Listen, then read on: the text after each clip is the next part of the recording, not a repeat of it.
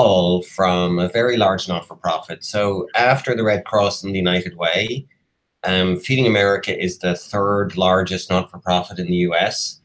And essentially what they do is the following. It was an industry I really knew nothing about, which is, this is probably a part of charitable food distribution that lots of you know, which is, this is my local food pantry. So this is a food pantry in a church just around the corner from us. And on a Saturday morning, we have a couple of things. We have a soup kitchen on a Friday night. And on a Saturday morning, essentially, clients come and they come and choose from a set of foods that are available. And the thing I didn't really realize is that most of the food that comes to the food distribution system, the charitable food distribution system, doesn't actually come from cash donations that you give, but most of it is actually excess food that comes from manufacturers and distributors.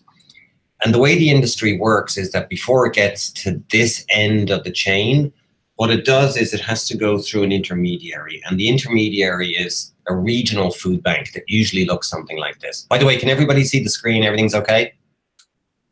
Yeah. Yes, looks great. Okay, good. Glad to hear it. So most of the time, the way that Feeding America works is that they will have a connection with a Kraft or a Walmart or sometimes a smaller sort of regional distribution center. And what they will do is they will try to make sure that food gets to this end of the distribution network. So this is a photograph of the Boston Food Bank. It's one of the bigger ones.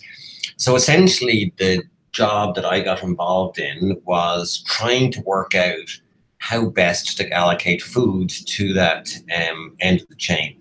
And one of the things that's probably worth sort of mentioning about a little bit is one of the real issues with trying to do kind of mechanism design for social good is actually thinking about scalable, how big the issue is and how easily scaled it is. And one of the things that's sort of really attractive about this is just how big it is. So when I started this, it has many different ways in which food gets distributed. So often what will happen is, let's take Walmart as an example.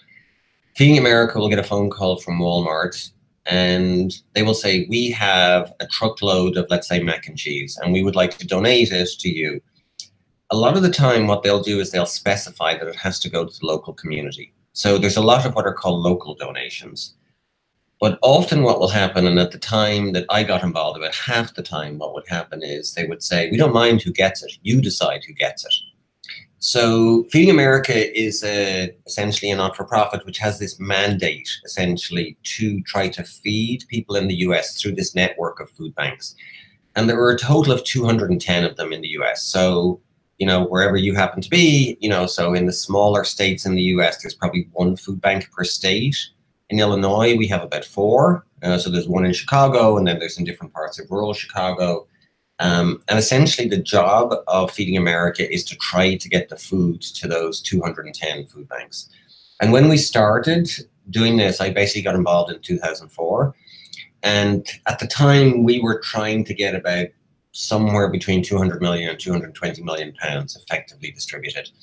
And what we ended up doing, which is why I'm chatting to you, is that we ended up sort of moving from what's the most common way in which the social sector allocates resources, which is largely through some kind of queuing system, to one whereby we would try to make it based on choice. And it turns out the reason why we did this is that there was enormous unhappiness with the kind of what they used to call the push system, which is they would push food onto food banks that they thought needed a certain kind of food.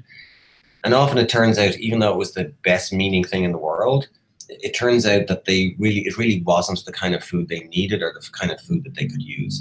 So what we did was we moved to this situation where we set up a kind of a market-based system, but it's a market-based system using a fake currency, and that's the unusual part of it. So here's what it's trying to do. Okay, so it's not terribly shocking to think about what it's trying to do here. So it gets these 220 million pounds of food. It wants to give it to a food bank who needs it most. And truthfully, the big problem here is not working out who's poor and who's rich in the US. That's really not a very hard problem. So you can get poverty statistics at a relatively granular level. So I can work out how many poor people there are in rural West Virginia compared to in the Boston area, for example.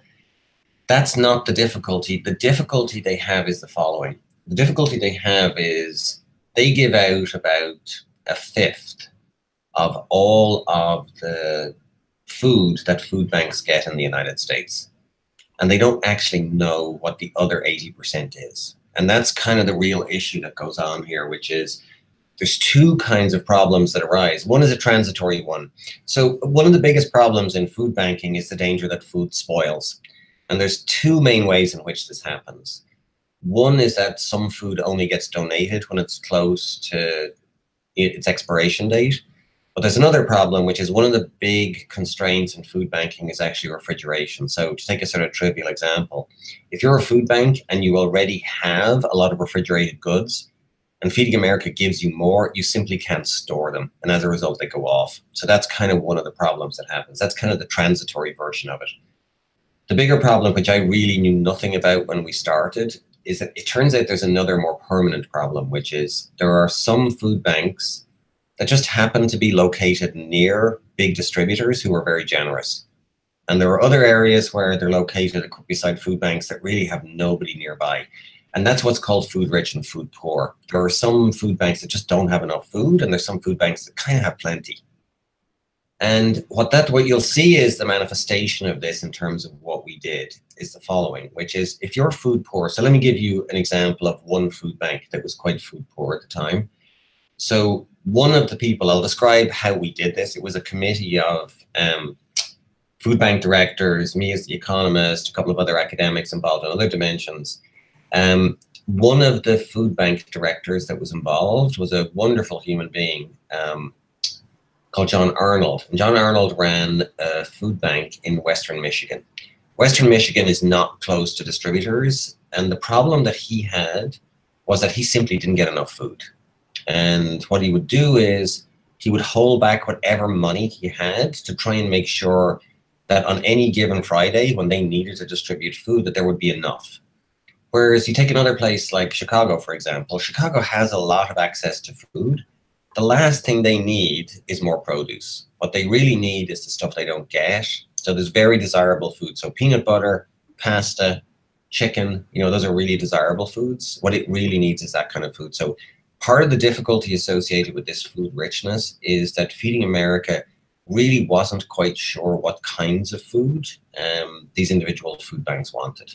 So the way it works, and I'll do this one relatively quickly, because it's not so unusual to what you'll see in most places. So the only piece of jargon, or the only piece of technology or terminology rather that you need to remember is something called a goal factor. And the goal factor essentially means, let's take, for example, you live in Boston, okay? So there's a catchment area for the Boston Food Bank, the Greater Boston Food Bank. And essentially what that means is, to a first approximation, it's how many people you have under the poverty line in the area. Now, it's not quite that because it's weighted in some various ways, but think of it as the number of people under the poverty line. So then what they do is they kind of work out how many poor people you have in your area compared to the national average. And that's essentially what your goal factor is. So a useful thing to bear in mind, because it'll become relevant in a second, is that you can have a high goal factor for one of two reasons. Either you can be a very poor area, so let's take Mississippi, for example, or you can be very big. So that would be Boston, Los Angeles, Chicago, New York. So either of those things can cause you to have a high goal factor. You'll see that's relevant in a second. So then essentially what happens is Feeding America says, okay, this is how much food we think we have. This is your goal factor. This is how many pounds you should get. And then they would essentially have a queuing system. And the queuing system was nothing more than a ranking system. So they'd rank you on the number of pounds you got compared to the number of pounds that you'd already got. And then they would offer it to people at the top of the queue based on that. And the way it would work is that you'd get a phone call from Feeding America, and it would be along the following lines. It would be to say, okay, we have a truckload of food for you. It is mac and cheese. It's in Wisconsin. Do you want it? And then usually what would happen is the food bank would have about 6 hours to say yes or no. And one of the issues, one of the reasons why they would often say no, or sometimes say no, is because of the fact that food banks have to pay for transportation. So it's kind of complicated by that. But there was an additional complication, which is if you said yes, you went and got your food, and then you went down the ranking in the queuing system until your turn came again. The alternative is you would say no. And one of the real difficulties of the old system was that even if you said no, you would go down the queue as well, which is you would be penalized for saying no. And the reason for that is that Feeding America has another difficult problem to solve, which is they have to keep donors happy. And if you start saying no to big donors, what'll happen is they'll get pissed off and they won't basically give you any more food.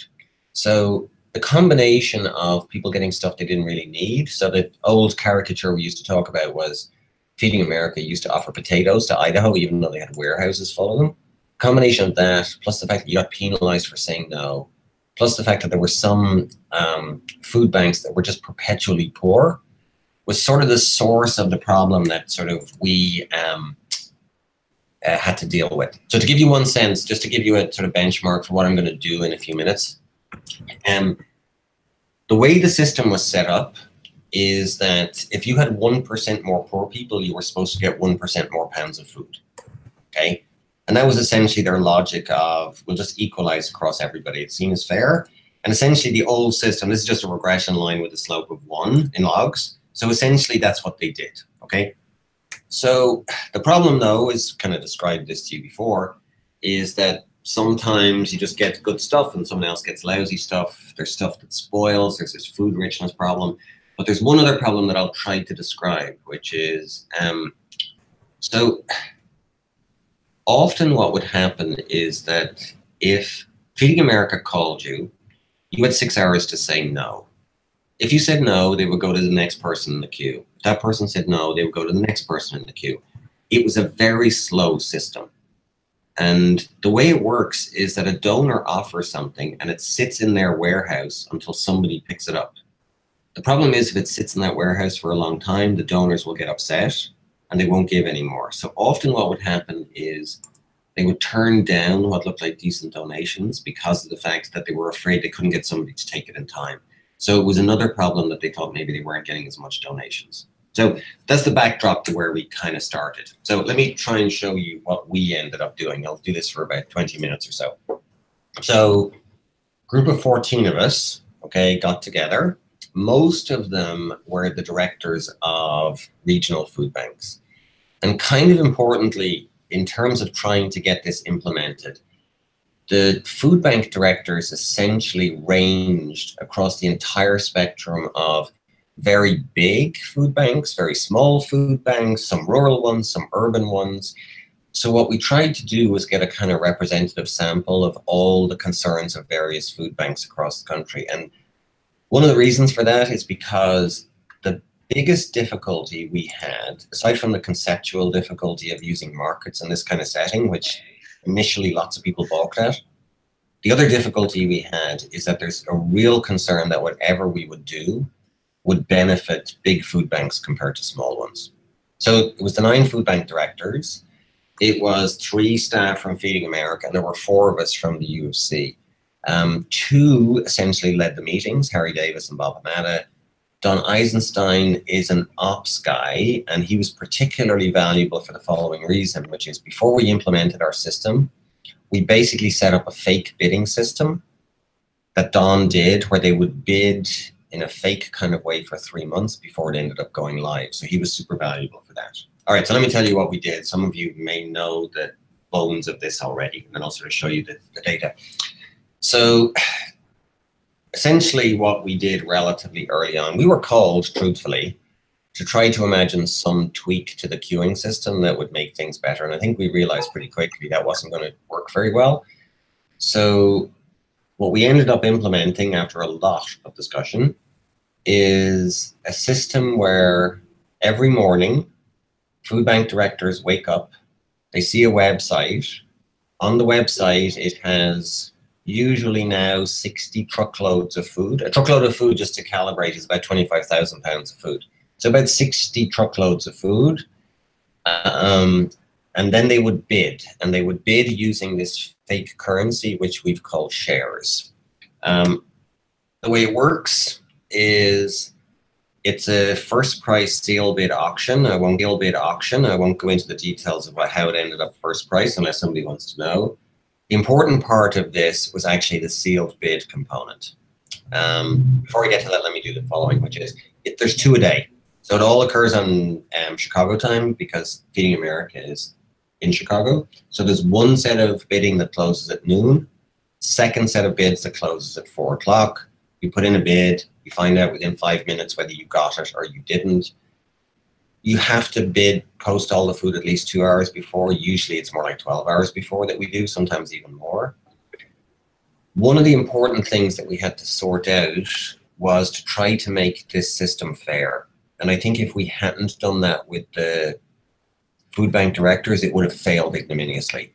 And the first way in which we had to make it fair was most of the food bank directors had never bid on a thing in their lives. Okay, this is 2005. None of them had ever bid on anything.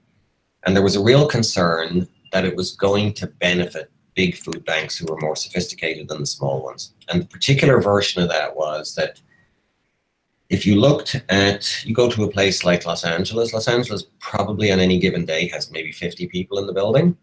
You go to West Virginia, maybe they have 2.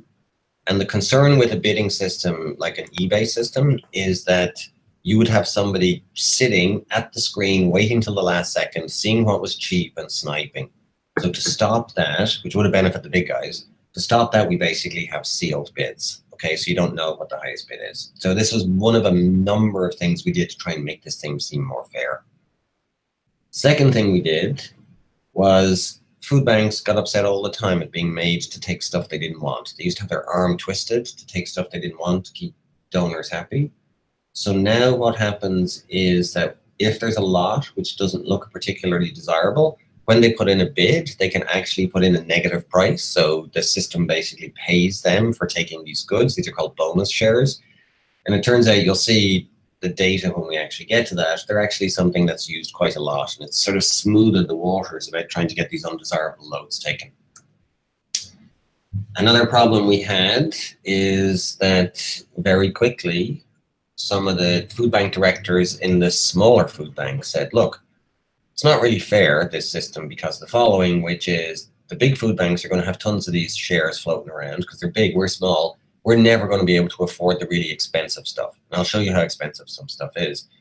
So the way we actually sorted that problem out is we also get to design a banking system, so we have a credit system.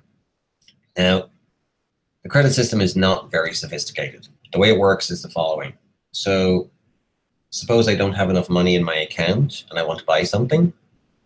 I go to the system, I say I want 20,000 more shares, and we give them the 20,000 more shares. And trying to design interest rates was way too complicated. So essentially what happens is the following. I'll show you how the money supply system works in a second. But essentially what happens every day, they get money circulated back into their account. And whatever money they get circulated back into their account, we take half of it away until they basically pay their bills. And everybody seemed happy enough with that. Another way to keep the small guys happy is often if you're a small food bank, so suppose you're in like Western Pennsylvania, you're small, your catchment area isn't very big, you don't have a lot of refrigeration. The danger is that if you get a full truckload of, let's say, frozen chicken, you just don't have the capacity to handle it. What you want is a third of a truckload of chicken because you can handle that. This was always a problem under the old system, but what we've done now is we've sort of designed a system whereby there's what's called fractional bidding, which is we essentially allow people to join together. So 3 food banks will get together, they'll say, I'll take a half, the 2 of you take a quarter, and essentially they manage to smooth out that kind of non-convexity in that way.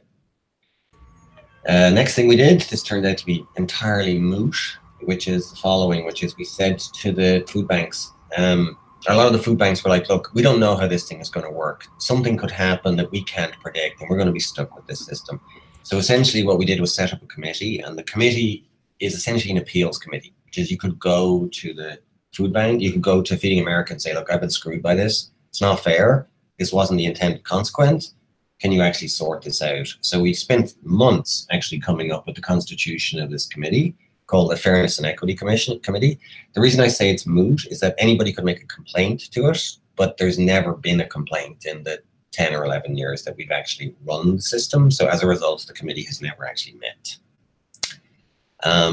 One other thing we were trying to do is, so everybody who's listening to this is probably well aware that there's lots of work in market design that's been done over the last 20 years. Al Roth is like the canonical example of this. There's a characteristic of many of these types of papers, this kinds of applications, which is there's a fixed supply of slots, and you're trying to find the right people to put into those slots. So there's a fixed number of medical residencies, we're trying to find the right people. There's a fixed number of schools, we're trying to find the right kids to assign to those schools. There's one kind of fundamentally different thing here, which is we were hoping that the design of the market could actually encourage supply. And the main ways in which we thought, there were two sort of substantive ways in which we thought supply could increase.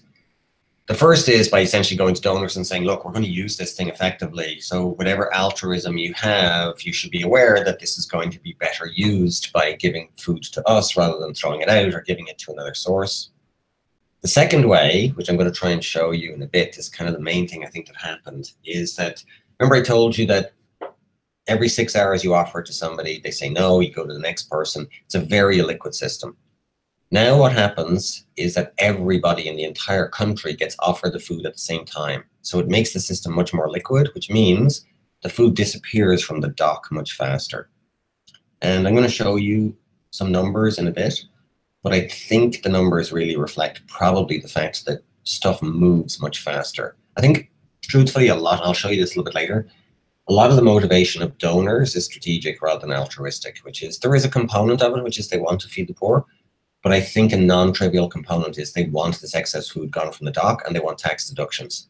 So the combination of those two things, I think, is non-trivial, as you'll see. The other way in which we tried to get more food is, remember I told you that 80% of food comes from other sources. So that 80% of food from other sources, if they have excess food, they can put it on our market and be the seller. And these are what we call maroon pounds. All right. Told you about this. Those are those maroon pounds. Okay. So the way the money supply system works, I'll do this in 30 seconds, is everybody bids. There's a bunch of winners. The winners pay their shares. So suppose that's 1 million shares in a given day. At midnight that night, those 1 million shares get reallocated to all the food banks across the United States in proportion to how many poor people they have. So essentially, the conceptual way to think about this is that the other food banks are effectively the sellers of the food. So that when other people buy, essentially what happens is they get the revenues for it. And it's a way of keeping average prices constant over time, but it also had remarkably good buy-in properties. All right, so that's kind of that. Let me show you nuts and bolts how it works. Okay, so everybody can see the screen, I hope? Yeah. Could I ask a quick question? Yeah, of course, absolutely. How did you decide the initial endowments for the credit that you gave them? Sorry, say that again, Reed. I was asking how you decided the initial endowments for like how much credit you're giving to each food bank. So the way the food bank works, so the way the credit works is as follows, which is credit can only be accessed by people who have below average goal factor. So it was either the small or the poor. And essentially what we did was we guessed as to what the most expensive item would be, and we offered everybody sufficient credit up to that limit. That's kind of how it works. Now, most people, you'll see actually a lot of people are close to their limits, you know, so they use the credit card quite a lot, but essentially it was a back of the envelope calculation. Okay. All right. So here is the screen that everybody sees on a typical day. So you will log in and, you know, you can see a particular location in the United States. You'll see how heavy it is. You'll see what it is. And then what you do is you basically submit a bid. You will see down the bottom here, if you can see my clicker, this is the number of shares that this food bank has. These are the extra shares that it can access through its credit. So this is the total amount that it can bid. You'll see over here, there's a thing that says maroon load. So if you have excess food yourself, you can basically stick that on. Then what you do is you place your bid along here. Okay, it's sealed bid. You don't get to see what anybody else's bid is for those equity reasons. Then what happens is it gets to 12:01, you get an email, and then essentially what happens is you can bid again at the 4 o'clock one if you want. Okay, and that's essentially what the system looks like every day. When we started on a typical day, there would maybe be 45 of these kind of truckloads each day. Now we're, as I say, up to 60, 70 of them. Okay, all right. So what happened? Let me actually show you. So I'll try and talk for about another 15 minutes or so, and then just essentially take your questions, just so everybody's on the same page. All right, so I'm going to give you data over the first 6 years. I'm going to show you what's happened since then, because in terms of what needs to be done now, it turns out food banking has changed, but let me actually start with essentially where we got to. So I'm going to give you data on about 60,000 auctions. So auctions are very frequent, okay? So you're having, 100 auctions a day. So to give you a ballpark for what's going on, if I take by now, the average food bank in the United States has won about 700 auctions. So they kind of know how to play this game extremely well by now. This is not a case where you have these very rare events where we're kind of introducing a market. So like parents trying to work out which schools to basically say their kids should go to, it's something that happens once. This is something that happens all the time. The average food bank's bidding like twice a week, so they actually get used to this pretty quickly. All right, so here is what we get, or what we got, I should say. And this is all the different kinds of food. So the only thing I want you to kind of be aware of here is that there are two kinds of food, okay, that are very prevalent. Fresh is basically produce, and beverages are drinks. And drinks could be water, they could be carbonated drinks. So a lot of what we get is that, okay, and that'll be relevant for something you'll see in a minute. Okay, so what I want to do is I want to just show you one fact, okay? Here is two facts to begin with. So suppose I don't condition on anything, and I just look at how many pounds of food, okay, or how many shares do I get per pounds of food. Okay, so down here, okay, is a situation where you can get hundreds of pounds, potentially hundreds of pounds of food for a single share. Here is where you get a single pound for a share. So there's enormous dispersion. And the only reason I'm raising this is because of the fact that the way the old system worked, they basically acted like every pound of food was worth the same. Even though they knew it wasn't, they kind of acted like it was, okay? Now, more than that, there's incredible dispersion in prices across different kinds of goods. So I told you like a minute ago that there are two kinds of foods that are super common, okay? So there's produce and there's these fizzy drinks. Essentially, they sell for almost nothing. To put it in another way, the most desirable food is cereal, okay? You can buy about 80 pounds of produce for a single pound of cereal. So people, what happens is there's a lot of food banks that hold their money back. They wait till cereal comes up and they end up bidding just on it. Same is true for pasta. There's one other thing I should have said, which is the most desirable food of all is actually meat. But meat has one problem, which is you have to carry it in a refrigerated truck. And that's why it doesn't sell for quite as much. Okay. Here is just, let me skip this in the interest of time. Here in some ways is the best evidence of the value of the market relative to what we had before. Okay, so what I want you to think about is the following. So I have 200 food banks. And think about the average thing that they bought over a 6-year period. Okay, so all what this does is it plots the average product they bought over 6 years. And then what it does is it says, for the average product, how many pounds were they getting per share? So out here, what that says is these food banks here are getting on average 15 pounds of food for each share that they use. Okay, here, these food banks here are getting 1 pound or 2 pounds of food for every share that they use. And the way the old system worked is that everybody got the same, which was basically, it turns out, spiked at about 3 shares. But what I'm trying to tell you here is that the food banks took advantage of the market in the following way. These guys out here are actually typically the poor food banks. They are the ones who were not getting enough food under the old system. And what they decided to do was spend all of their money on the relatively less expensive foods, but get huge quantities of it.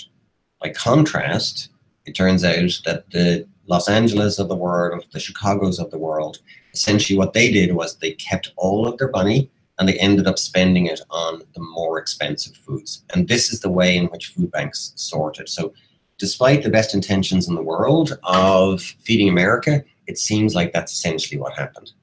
To show you this sort of graphically, I'll give you a couple of graphs, okay? So remember what I said to you before, okay? So what I said to you before was that if you had 1% more poor people, you got 1% more pounds of food. So the old algorithm did exactly as it was supposed to do. What happens is now is that the system has totally changed, which is the red line is a counterfactual of what would have happened had they still bought in the same way. The blue line is what they actually did. And the only thing you need to kind of be aware of here is that these people here are the smaller or poorer food banks. These people here are the bigger ones. And if you look at this relative to the counterfactual of what would have happened, okay, had we stuck to the old system, every single small food bank responded to the change by basically getting lots more pounds of food. And it turns out, whereas the bigger ones ended up getting less. And it turns out the way this happened was because of two things. The first is that if you're one of the bigger guys, what you do is you buy more expensive food. Okay, so prices went up by about 0.3% for every 1%. But another thing which is going to be important in just a second is that it turns out also that some of the bigger food banks simply don't spend their money. They just decide it's not worth paying for the transportation, so they just don't bother doing it. So the other way in which food has redistributed towards the smaller and poorer food banks is because the larger food banks essentially say, look, I don't have to buy this stuff. I'm not going to bother doing so. Now, in the interest of time, let me not go through this. This is just trying to work out, could they have designed a better algorithm? And the answer is a bit, but not very much. It turns out it's really hard to predict what people are going to choose. So in some sense, there's no substitute for choice, even though the old system wasn't great. All right, so here is another way of me trying to show you the value of the system. So up to now, so go back to here, I basically said, look, these are big, these are small. Let's actually sort on an endogenous variable here, which is the following. Suppose I look at the average food bank that buys high-priced stuff and the average food bank that buys low-priced stuff, okay?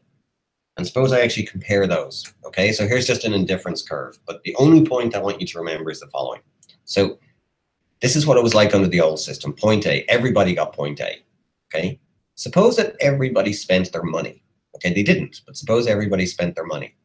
What happens is, sorry, this is low quality food, this is high quality food, meaning the stuff that's not nutritionally high or low, but just low and high in terms of prices. So that was the system under the old one.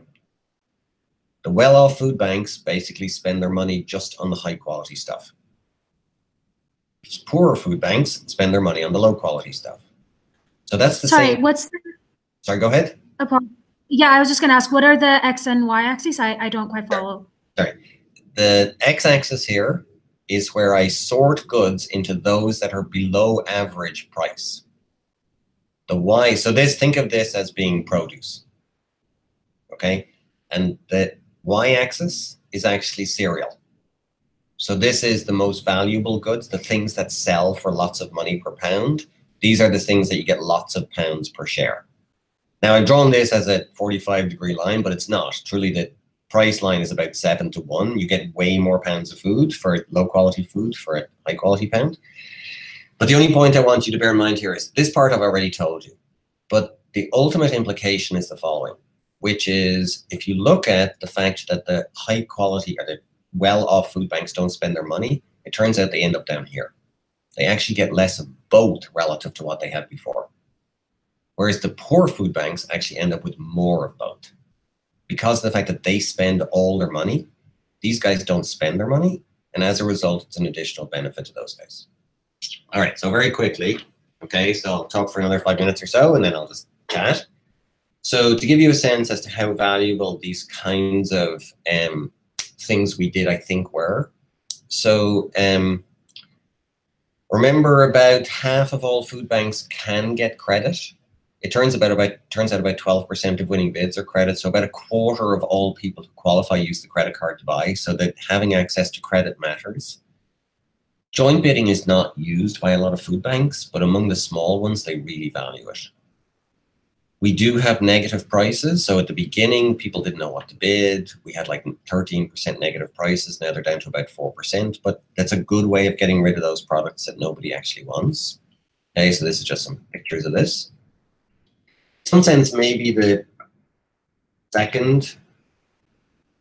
biggest surprise we had actually of the whole system is the speed at which the system seems to have encouraged donors to give more food.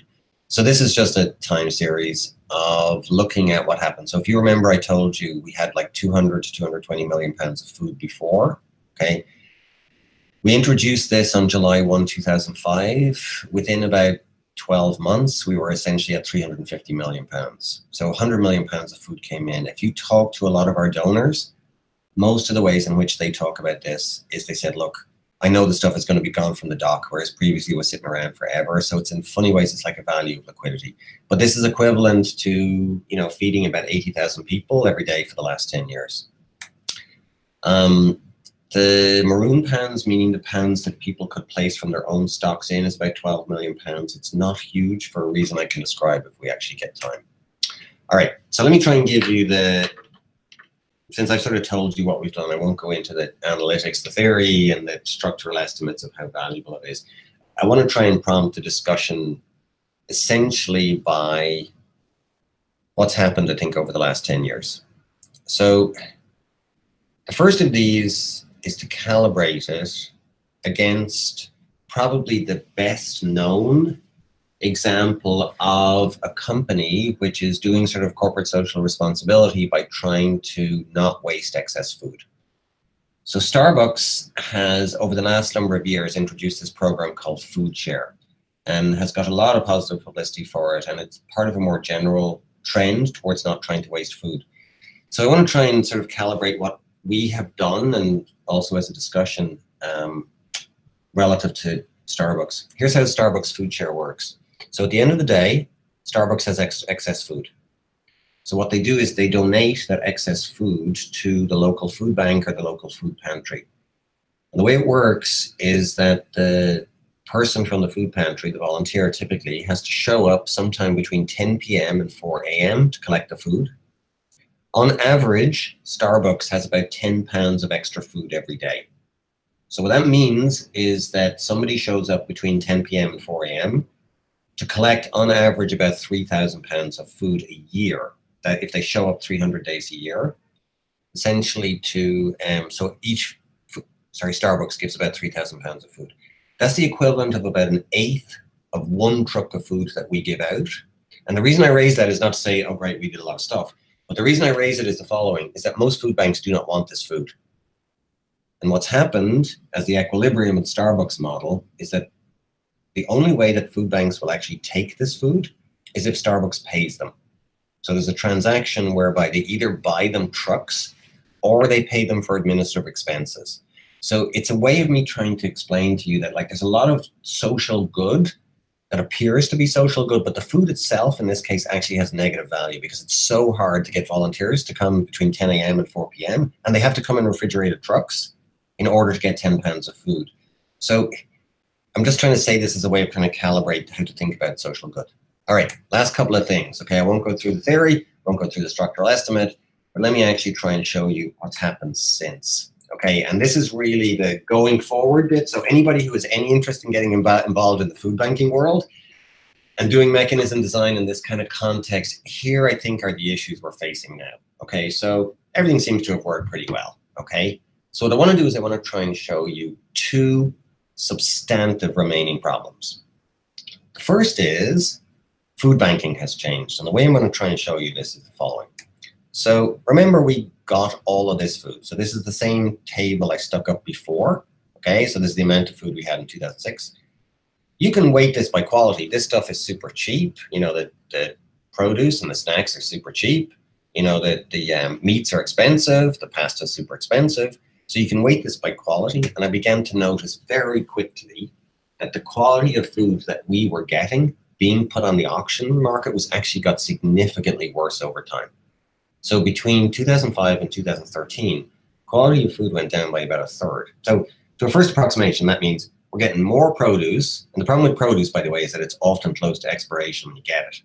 A lot of that food is going close to expiration, and we're getting much less cereal, much less pasta.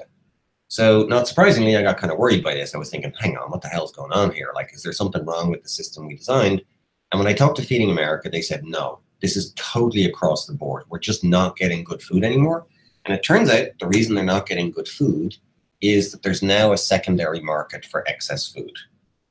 So it turns out that Dollar General, Big Lots, lots of other places now will go to the Kresge's, they will go to Walmart, they will go to Kraft, and they will buy the food from them.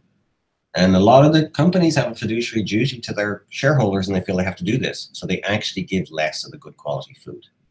Now, that's kind of a big problem for Feeding America, because you don't want to just basically be giving your sugary snacks to kids. So what's happened is that Feeding America has basically changed what it does. Okay, so here is the conceptual problem it has now, or I see it as this anyway. So the problem they have now is that they now purchase a lot of food, and they have become a purchasing agent. So they use their buying power, and what they do is they use their buying power essentially as a way to get good prices. Then they mark up those prices a little bit, and they sell it on to the food banks. And that's the way in which they get good quality food across the US. So you can see here that they went in the space of a year. They started this initiative essentially in 2014. So when we started, they were basically buying 100 million pounds of food. Okay, now they're purchasing about 750,000 pounds of food. And this is their new strategic model. Now, the difficulty with this, okay, it doesn't take rocket science to work out, is that works well if everybody can afford to use money.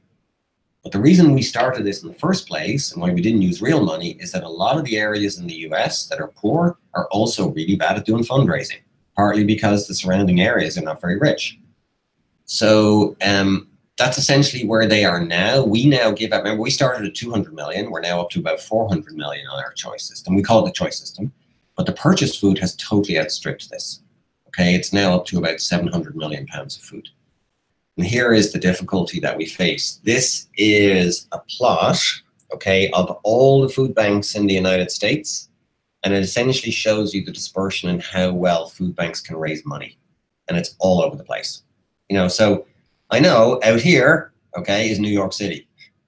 Down here, okay, is probably West Virginia. So finding a way, what we did was, just so you understand, what we were trying to do is we were trying to both get the system to be more efficient, but also get it to be more equal. But now essentially what we've done is, because of this secondary market for food, all this inequality has got back into the system, largely because certain places can't raise money. So here is what I'd like to do, but sadly have not had a great deal of success so far, which is, for those of us that are trained in economics, I'm going to call it a redistributive tax system. But here's the way in which I would like to get them to do it, which is, remember, Feeding America purchases 750 million pounds of food. They sell that food to all the food banks in the US. The prices at which they sell that food are constant across all food banks. So what I would like to try to get Feeding America to do is to use a price discrimination system in the following sense, which is, I would like to charge Chicago, New York, Los Angeles more for a pound of food that they purchased, and charge West Virginia a hell of a lot less. And in particular, Feeding America has this metric for poverty they call meal gap. And meal gap is essentially the number of people who don't get enough meals in a year. I think what you could do is target relatively cheap prices to those areas and do it in a way that's going to be revenue neutral. But at the moment, I'm not getting a lot of luck with buying in. Okay, so we'll see if I can somewhere down the line. But they're very worried about the monetary implications. And here's a more general point, which is the thing that we introduced, I think probably benefited everybody.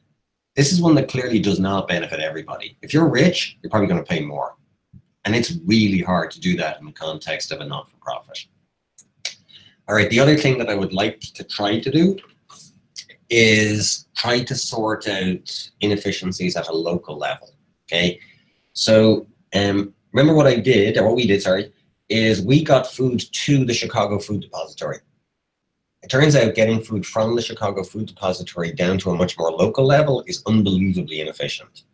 There's like a million things that you could probably do to try and improve efficiency there. One of them is a version of what I just described. So we're lucky. So we live in an area that's well off, our local food pantry. Whenever we help out there, one thing that's notable is that many of the clients come from miles and miles away. And it's because we get better food because we have to buy the food from the Chicago Food Depository. So trying to find ways to sort that out would be good.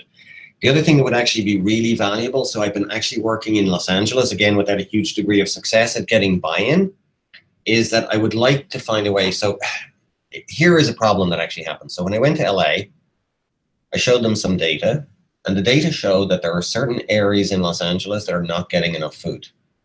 To which their response, quite correctly, was the following. They said, look, just giving them food doesn't do any good because they just don't have the infrastructure to deal with it. So in particular, and the infrastructure here is the following. They may not have a truck. They may not have a fridge. They may not have any managerial expertise to run the food pantry.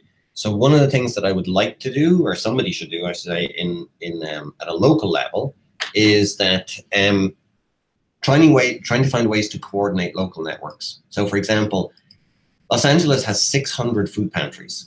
Every single one of those 600 food pantries drives to the warehouse to get the food. That's like ridiculously inefficient. There's no operations problem for which that's the answer to.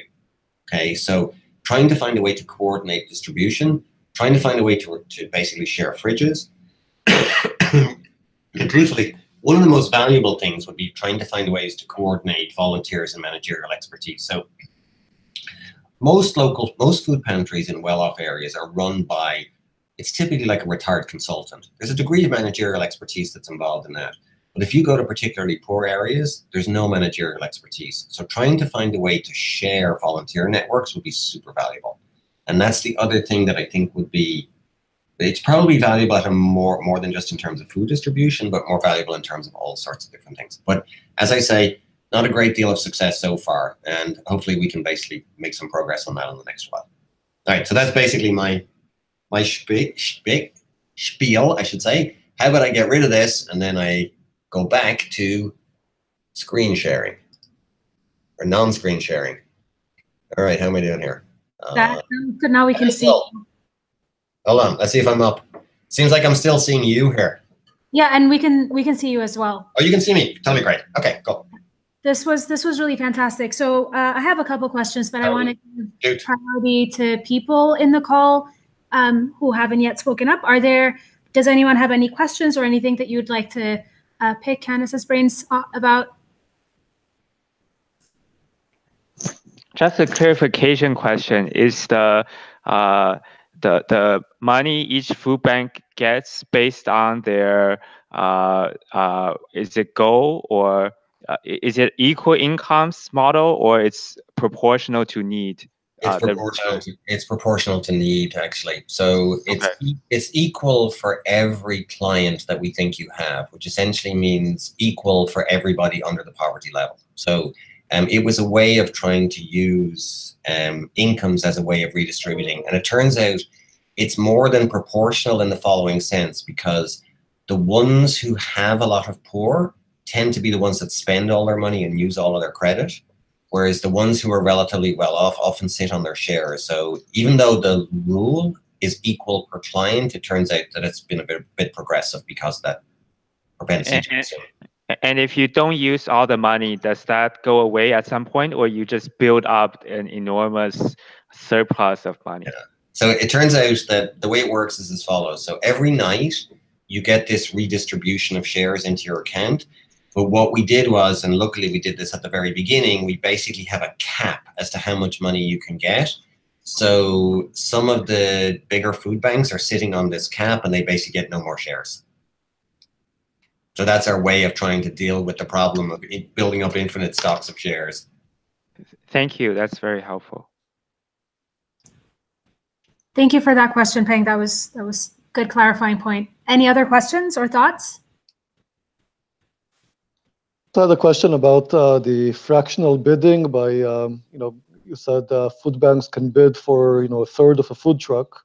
Yep. And you said that hardly happens. I mean, I guess what I'm imagining is that they have to share the cost of delivering the food to all of them. So if these food trucks were trying to share not very close together, the cost would be very high. I think that's totally right. I think the way it works, I didn't go into this detail on it, but about 5% of food banks use fractional bidding.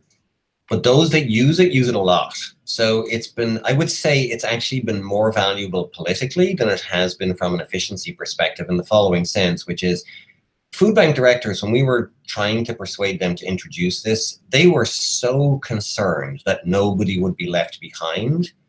We spent a lot of time worrying about those small food banks, and the fact that they use it fairly actively, I think, has managed to ease a political problem rather than truly an efficiency problem.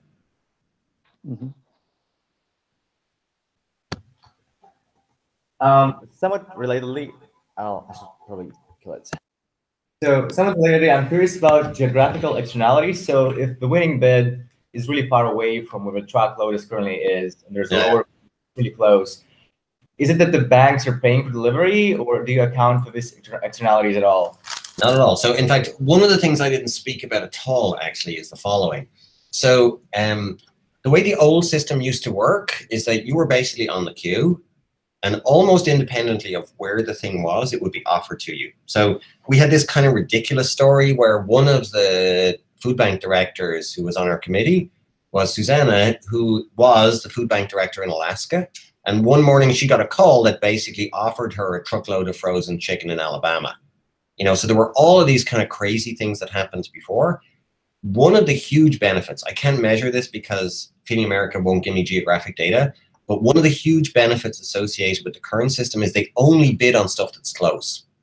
So we don't actually take, there is that benefit, but we don't, to answer your direct question, we don't take account of geographic variation at all in terms of things. There's a little bit that happens, which is for food banks that they think are in particular need, they actually give them gasoline subsidies. Now, one thing I didn't describe, which is actually worth describing here, is that the way that many food banks used to insure themselves is they would hold back cash to make sure that they had enough money to buy food if they didn't get enough donations. What happens now is that they know food's going to be available because it always shows up on the bidding mechanism. So what they do is they've actually used their cash to buy trucks. And the trucks basically play the role of actually insuring themselves. So capital investment has been the sort of response to like precautionary savings that happened before. Interesting. And one more quick question. In regards to what you said about commission, politics aside, do you think there are benefits to invest versus just assigning different budgets and giving more budgets to banks in need? Sorry, can you say the first part again? You cut out on me, unfortunately. So when we're talking about price discriminating banks that are better off, instead of that, you just reassign budgets and give bigger budgets to poorer places. Do you think you have similar consequences or not? Well, we do actually give bigger budgets to the smaller places, and they essentially make those decisions. There is one sort of very substantive point here, which is if you had allowed me to be dictator, in the sense that I could have chosen whatever I wanted to do, I would have given budgets to certain food banks which were above the number of poor people that you had. But politically, that wasn't possible. You know, so one of the things we had to do was we had to go and have the 200 food banks vote on this thing. And if they had voted it down, it never would have happened. So we almost had to set up a system where everybody would benefit. And I think that was one of the constraining factors in terms of designing budgets, because there is an element which, if you think about it, is still a little unfair, which is the food banks, which have a lot of other food, are essentially the ones who get most of the really good stuff. The smaller, poorer food banks respond to this by getting a ton of the cheaper food, but there's still an element of unfairness associated with it. But we had to do it in order to politically get it through. Whereas if we had showed up and said, we're going to penalize you in order to benefit somebody else, I don't think it would have passed. I see, thanks. Another clarification question on the fractional bidding. How does that work? So two food bank directors have to kind of collude in a seal bid system in that they call each other, okay, let's team up. I'm going to bid 40% for this. You bid 60%. That's how it works? That's exactly how it works. Exactly. Okay. So let's put it this way. To use your word, collusion can always occur at the level of a single unit because a given person can obviously charge the same price for the whole thing. So, but yes, they have to coordinate themselves. I see. Got it. And it tends to be, I mean, most of these, truthfully, to kind of put it in the following terms, the way it used to work was the following thing, which is one food bank director would call up another food bank director and say, look, I've just been offered this truckload of yogurt. Do you want half of it? And the assumption is the next time he got offered something, he'd give it back. You know, so they used to coordinate in their own implicit ways. This, in some sense, just formalizes that sort of way in which they coordinate, whereby they know that there's going to be a transfer between themselves.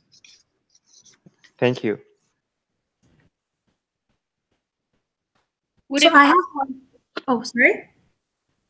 I was just going to ask, would it possibly be beneficial to have a system where, so the larger food banks, because they're sitting on a certain amount of shares or money, and then that's, you know, allowing them to basically buy more of the high quality foods such as cereals, that if they don't spend a certain amount of their shares within a given time period, then, you know, a certain percentage of what's left over will be redistributed to smaller banks to encourage them to basically, because it's like a form of collusion, that they're like able to sit on the money a little bit longer, or is that not correct?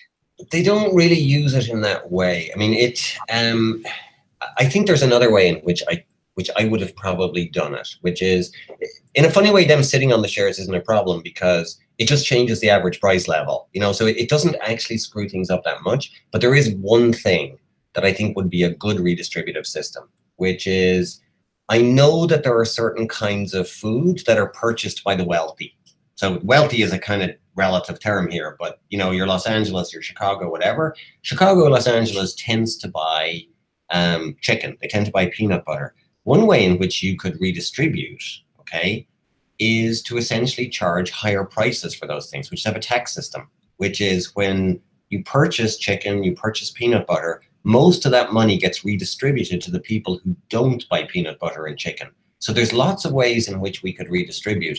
We do what you're describing in a kind of clunky way, which is we have a maximum that you can get. So once you hit that maximum, you get no more shares. And that's the way in which we redistribute towards the poor. But there are probably other mechanisms we could use. Truthfully, we didn't do it largely to try and get buy-in. It's hard to get buy-in, and we thought we needed these bigger food banks because they're very influential among their peers. We ended up not doing it for that reason. I was wondering if you could talk a little more about the process of getting buy-in. I've heard you speak on this before, and I was surprised to hear that they had a specific vision going in of what they wanted you to do, like essentially to fix their queuing system. And so it's a very big shift to go from a queuing system to essentially a market. It took us, we met in order for this to work, Irene. We probably met once a month, maybe once every 3 weeks for a little bit over a year. And I remember we went into the meeting and it was largely a bunch of people unhappy with the current system. But I could tell as soon as I raised the possibility that we might actually have some kind of market system that they were, you know, a number of them were aghast. In fact, I'll be honest, the person that I described from Western Michigan said to me, I don't know if I told you this before, Irene, but he said to me that the only reason he came on the committee was to stop us from doing what we ended up doing. I think the reason why it worked is A, we listened to them. And one of my other committee members, Harry Davis, deserves huge credit for that because he was super at moderating these meetings. But I think what it became was the following, which is I understood how deeply ingrained the idea that many food bank directors have that markets tend to benefit the rich at the expense of the poor. And they see themselves as being the representatives of those people who've been marginalized. And I think it took us months and months to basically persuade them that we could set up a system that would actually benefit the poor. And most of it, to be honest, was the initial observation, which is to say, look, we will give the poor food banks more of this money than the rich people get. And after we got past that, then it became 6 months of, you know, the sealed bid issue, for example. The food bank directors say, it's not fair, because they're going to sit in front of, we'd say, okay, how about we do this? And then they'd say, but they're not going to get enough money to buy the chicken. How about we give them credit? They're not going to have enough resources to buy a full truck. Okay, let's do fractional bidding. And so it was basically piece by piece by piece. But I would say, I mean, it was a close run thing until the last 3-4 months as to whether they would actually go with this. And the hard part was that they had to persuade all of their peers. And I don't know if I've told you this, but the man that I described in Western Michigan, who was the person who said he came on the committee to stop us doing it, he was the one who made the case to all the other food bank directors in order to get them to sign on. I didn't even show up to the meeting, and listening to him essentially seems to have been what made the difference. I hope that helps a bit. Yeah, that definitely helps. Very interesting. Thank you.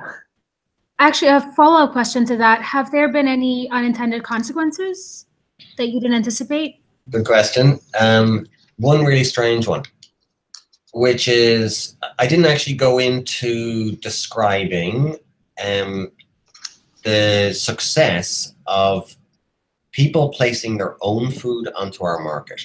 People have a lot of excess food, and we thought they would put a lot of food onto the market. Now they do. They put on the order of about 15 million pounds of food onto our market, but 15 relative to a food banking system that's like now 4 billion is kind of small.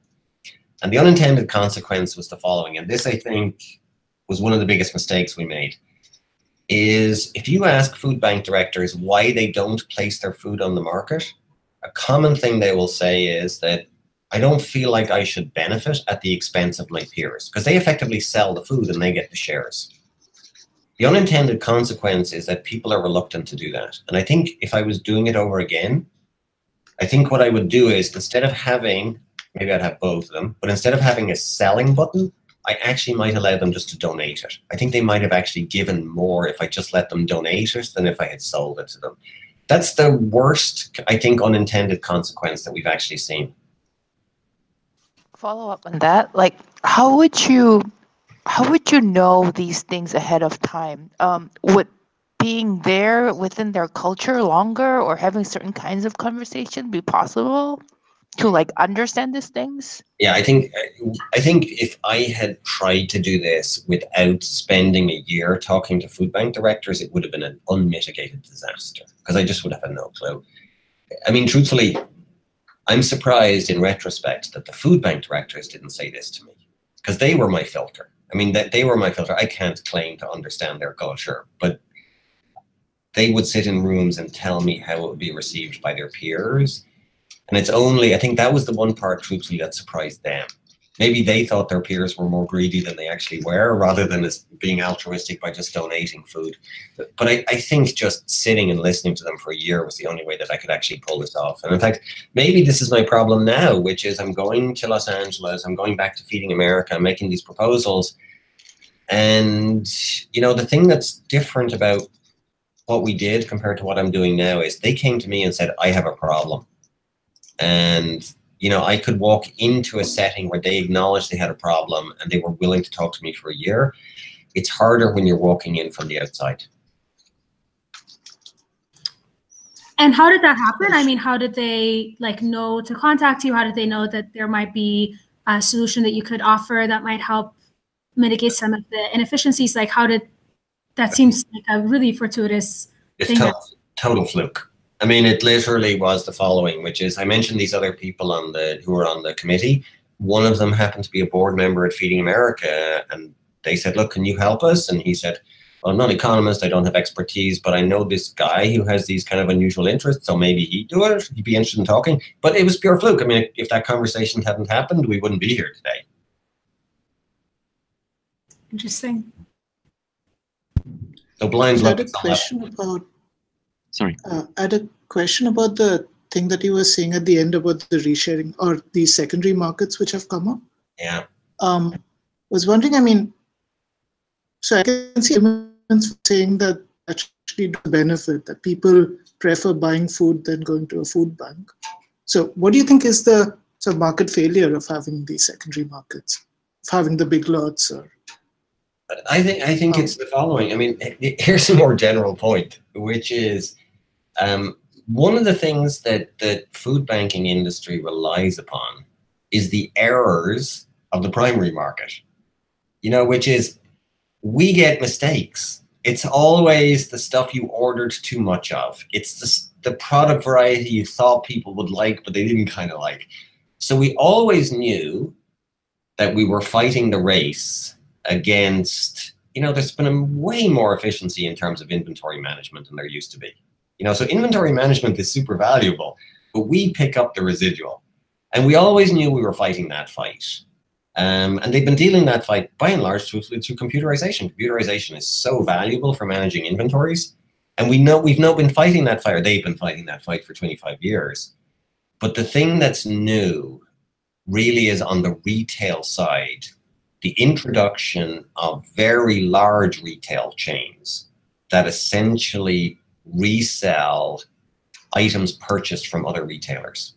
I mean, Dollar General, that's their model. Big Lots, that's their model.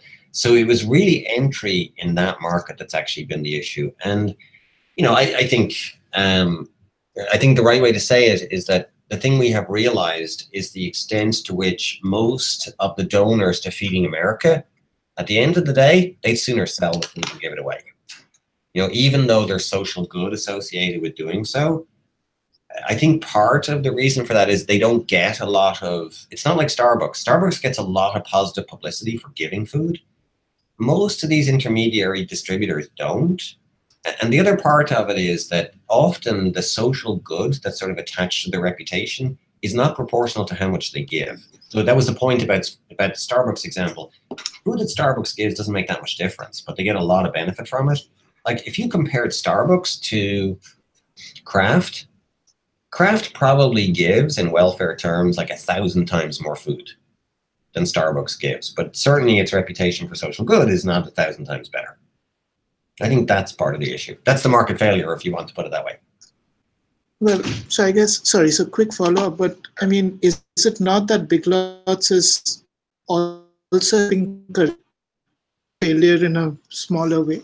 So is it just that they cause more waste, or they are providing a secondary market to sort of take care of some of the same problem?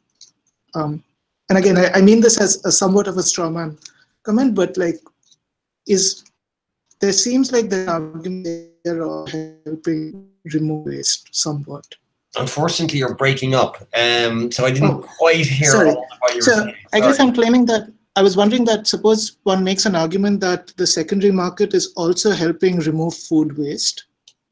I think that's totally right. You're totally right. Is it that they're not going far enough, or that they're causing waste? It's like a lot of redistribution, which is often with redistribution, we care who gets it. And you're totally right that it actually there's a total benefit associated with the secondary market. But think of this in the following way, which is, this is a transfer between two people. Okay, the secondary market, let's take Dollar General as the example. It's a transfer to the typical consumer of Dollar General, because their prices are probably lower because they're getting more effective redistribution. It's a transfer to that person from the recipient of a food pantry's food. And that's the trade-off that you have to kind of think about. But it's certainly the case that there's a benefit to secondary markets without a doubt. Is there a possibility to, you know, this might be a bit complex, but to work with the secondary market in the fact that, like, so if you have a dollar store, or for example, there is a local grocer in my college town, and they work as like a secondary market dollar store and get really cheap food and are able to sell cheap food by a certain a similar purchasing mechanism. But like with a dollar store, to give the dollar store credit or some sort of discount to take advantage of their, I'm assuming they have the ability to pay for the transportation. If they, for example, share a truck with a local food pantry. So then you get the dollar store that has the discounted food, taking advantage of the transportation, yep. mechanism to distribute the food to a local food pantry that then is able to distribute the food for free. I think it's a totally great idea. Imagining ways, nobody has really done this, and it's a great suggestion. Imagining ways in which the food distribution system, or more generally the not-for-profit system, can share resources with the for-profit system is an extremely valuable one. Now, it has one non-trivial complication, which is the tax complication. So apportioning a truck between how much of it is going to be the for-profit component for Dollar General and how much of it is the not-for-profit part of it for a local food pantry is actually a trickier problem than it sounds. It's one of the reasons why those kinds of joint ventures between the two sides are less common than you would want them to be. But as a way of trying to organize transportation networks better, it's a totally great idea. I have another question. Namely, you described your frustration with getting these bigger food banks to cooperate with some redistributive measures in the new system. Mm-hmm. And to me, that seemed to clash a little bit with what you described about big food banks currently not taking and not actually making use of some of the benefits you offer to them. And the other thing you mentioned of food banks not wanting to sell to other food banks. It seems like their value model maybe is weird. Maybe they're not willing to give up things, but more willing to give up added benefits for other people. Or it's not really clear in my head, but they don't seem to actually maximize utility in some way. Do you have an instinct for how far you can push them in terms of altruism towards the other food banks? So let me go through each of these. So I think truthfully the reason why most of the large food banks don't spend their shares has more to do with transportation costs than anything else, which is, you know, their view is we get a lot of food from other sources. If we take this food from Feeding America and we have to pay for the truck, it's not that valuable. So I think a lot of that is more sort of standardly utility maximizing in our normal sense. The second part, though, has to do with what I'm trying to do now, and it's a very good question. My guess, and I could be wrong, they know their clients better than I do. My guess is we could probably package this in a way that's not that hard to sell in the following sense, which is if I do my back-of-the-envelope calculations, there are probably 40 food banks in the United States, mostly smaller food banks, that have a very high fraction of the people who are failing on this, what they call this meal gap metric, the people who aren't getting enough meals.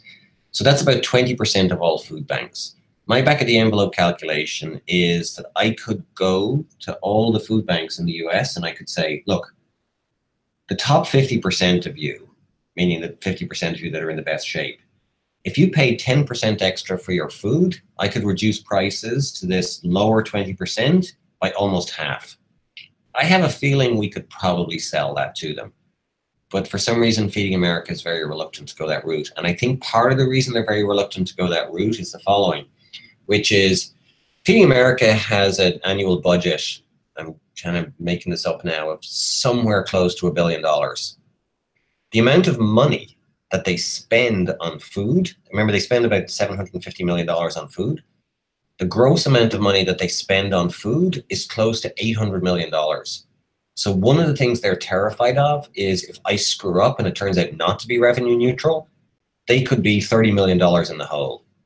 So persuading them of that actually I think is a big part of me trying to get them to sign on.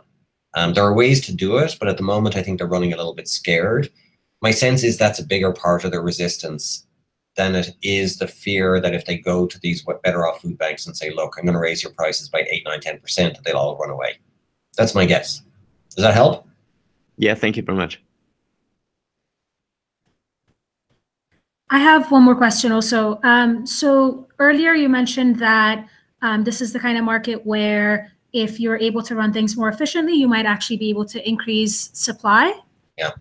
And Alex Tatel-Boyum, when he gave a talk about refugee resettlement, he also talked about some similar things that are happening here, where if you were able to have good fit for refugee matching, then you might actually end up having communities open up more slots, right?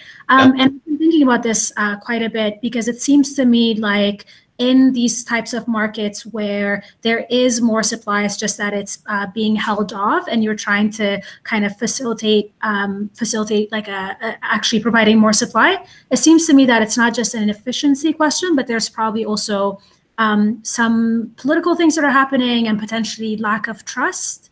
And so I know you're an economist and you primarily maybe approach this as an economist, but it seems like these are very tightly intertwined. And so how do you, what have you done as a researcher and as someone who's working in this area to I guess lubricate this more, in addition to just trying to create a more efficient system? I think one of the things that I learned actually was that both your ability to institute a system that's more efficient and simultaneously to institute a system which feels politically feasible largely has to do with this notion of fairness. I think there is, I mean, take the refugee example. There is a very common perception, so I know the British situation relatively well, there's a very common perception that the allocation of refugees is inherently unfair. They're placed in certain neighborhoods, they're not placed in other neighborhoods. And trying to find a way that allows you to persuade the participants, those that have decision rights here, that what you're going to do is something that will benefit everybody, is largely the way in which I think it works. You know, I think trying to persuade, part of it is process, part of it is the process of sort of, these are the rules by which we do things, the rules are totally unfair. Also trying to give people a sense that if there are unintended consequences, we will come back and deal with them. So that's why we spent months dealing with this Fairness and Equity Committee that never once met. You know, but it was because of that sense of, we're not just interested in fairness ex ante, we're interested in fairness ex post, okay? And we will come back and revisit those things. And it has to be said, there is one other part of it, which is unlike most public policy settings, my participants actually got to opt in. They had to vote for this. And I think that helped a lot, actually. And truthfully, I mean, there's a psychological component of it, which is my food bank directors felt as if they owned this process exactly the same way as if I owned this I owned the process. So, I mean, that's a very specific answer to food bank, but that's kind of the best I can give you. So regarding the vote that you just talked about, did it have to be anonymous, or did you know it's out of the 210, how many voted for, how many voted against? Was there still residual resistance toward this? No, we needed 2/3, and I think we got 211 out of 215. Oh, wow, that's very impressive. Well, as I say, I think if I had done it, it would have been a lot closer. But the fact that we had the food bank directors be the one to make the case, it turned out, though, there was one thing I sort of mentioned, I didn't mention this, but there was one thing which went by the wayside as a result of this. And it was, I said to you that we had first price auctions. Like everybody who works in economics knows that in most circumstances, we can get rid of most strategic behavior by second price bidding. Unfortunately, my food bank directors couldn't describe the merits of second price bidding to their peers. So as a result, we ended up with first price bidding. So that was the one cost of having them do it. Awesome. So we have only a couple of minutes left. Are there any last minute questions or thoughts? Do you have any idea of how efficient or effective those local food banks are in distributing their food to people in need? At a very local level? Yes, at the very downstream. I think appallingly badly is the answer. I mean, I think it's done with the best motives imaginable, but I think very poorly done. So to give you one example, let me give you the example from my local food pantry. So in my local food pantry, everybody has to do a job. And one of the jobs you have to do is you have to register people. So basically so they show their ID, you see where they're from. So I did it maybe 3 months ago or 6 months ago. And I remember noticing that people were traveling ridiculous lengths of time to come to our food pantry. You know, so people were traveling 20 miles to come to us. Like nobody should be traveling 20 miles to get a bag load of groceries. And I asked them, why are you coming so far? And they said, well, the reason I'm coming so far is that we just don't get decent food in our neighborhood. The only food we get are potato chips, or we get snacks, or we get Coca-Cola. And I would like to get some produce, I would like to get some meat, and I have to come here to do it. And it's because of a couple of things. One is the Chicago Food Depository gives some food for free, but makes us pay for the rest. They make you pay for fish, they make you pay for meat, they make you pay for some cereals. So what happens is the clients come a long distance to us. I mean, in an efficient redistribution system, that doesn't make a lot of sense. Part of the reason as well, the other inefficiency I think that happens at a local level is, and this is like that this should be a no-brainer, somebody should work out, which is when I show up at our local food pantry, there's tons of people bringing their kids, they want them to do some good. We just don't have enough jobs for people to do. But if I was to go to some parts of Chicago, there's basically nobody doing it. So trying to set up a coordinated volunteer network, I think, would work really well. And in particular, one of the most valuable things would be to have a volunteer network for somebody to run the food bank. Because, I mean, they're non-trivial. I mean, they're probably trivial to us since we're well-educated people, but trying to manage inventory, trying to manage logistics is actually non-trivial for many of the poorer areas of big cities. And trying to design volunteer networks to sort those things out, truthfully, should have been done long ago. But I think it would have first order value because I think there's a lot of people that would like to help, but they just don't know where to do it. Mm. So I hope that helps a bit. Yeah, thank you. Any final questions? A last question about the auction. So just out of clarity, it's all done independently, right? So I have a certain amount of budget. It's first price auction, so I probably cannot bid more than how much money I have, even though I may lose certain auctions. Is that correct? It's a very good question. That's part of the reason we have so much credit, to basically make sure that, like, if they end up, so I don't want to get to a situation where they feel so liquidity constrained that they don't feel like they can bid. So that's part of the reason why we actually allow credit for people as well, to kind of overcome those problems. Do you feel there's any significant gains from doing some more complicated combinatorial auction type, or you think that's too complicated and not relevant for this context? No, it's not that it is too complicated, so let's forget that. But I don't think it matters for the following reason, which is there's two reasons why you might want to combine. One is if goods are complements, okay? They all come as individual truckloads. So it's not like it's left shoes, right shoes, and we need the two of them to get together. So there's not that much. The other reason why you might want to do some kind of conditional bidding is if they're substitutes, which is I want that truck or I want the different truck, but I don't want both trucks. Okay, so you could say I'll bid this if I don't get that. The reason why I'm not so worried about that is the following, which is we have 500 auctions a year. So there's 2 a day. And it's not the case that there's this one thing that comes up that's not going to be there for the next 10 days. The set of goods is close enough that they're substitutes for other. The frequency with which auctions come up is big enough. Whereas I'd be much more worried about it if I was, like, you know, bidding for frequency for phone frequency or something like that, where there's natural complements or substitutes. Thanks. We'll take a final question here and wrap up. Thanks. This is kind of broad and maybe not directly on topic, but do you have a sense for how sort of the social utility per dollar spent for this food bank industry compares to food stamps? Well, it targets a very different population because the food banking industry essentially targets 2 different populations. One is precisely the group that actually does get food stamps, but there's a lot of other people that don't actually use food stamps. So, for example, the homeless actually don't use food stamps very much. So it's a very different group. The other group that we get a lot of also is undocumented. So undocumented, it's much less likely to take up food stamps even when they qualify. Outside of that, it's really hard for me to know. Like, I have a PhD student working on the food stamp industry, and a lot of that gets filtered off in all sorts of various ways. A lot of that incidence goes to supermarkets in a way that I don't think happens in the food banking industry. But at the same time, there's one reason why, there's one huge residual issue with the food banking industry is that it's still the case that there's an awful lot of spoilage. You know, so And part of the spoilage occurs because we just get stuff close to expiration. Some of it's bad management. A non-trivial amount of it, though, to be honest, is the following, which is there are still lots of food banks and lots of food pantries in the US where you show up and you don't get to choose what you want. You actually are given a basket full of goods. And one of the things I've realized is the huge dispersion in food preferences across people in the US.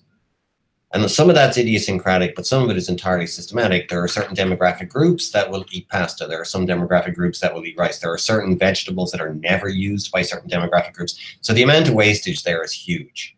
But I mean, it always has to be calibrated relative to what's the opportunity cost, to what would have happened this food had we not given it out in this way. So I wish I had a more precise answer for you, but that's the best I can do. The utmost local churches that are giving away goods can do the same things that you do on broad level, which is every customer gets $100 when they walk in. There's like a mini market running there.